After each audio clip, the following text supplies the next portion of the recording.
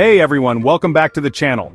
Today we're diving into something that's making big waves across the political landscape. Yep, we're talking about President Trump and his recent actions that are testing the very core of the US Constitution. So, let's break it down.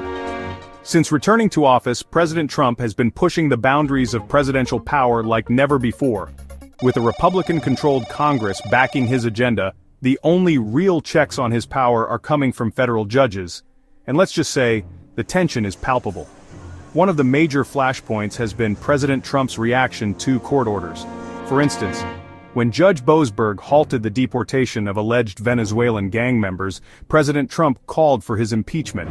Chief Justice Roberts wasn't too happy about that. Now President Trump is urging the Supreme Court to limit nationwide injunctions by judges. Experts like David Super from Georgetown Law believe President Trump is aggressively expanding presidential power. Elizabeth Beskey from American University Law notes this is happening incrementally. President Trump argues that the judiciary is overreaching, and his actions, they align with the unitary executive theory, which grants the president vast authority over the executive branch. John Yoo from UC Berkeley Law suggests President Trump aims to reverse post-Watergate reforms that limited presidential power. Now you'd think Congress might step in, right? But nope, they're mostly on board with President Trump's moves. This shift from separation of powers to separation of parties is allowing for increased executive power, with lawsuits becoming the primary check.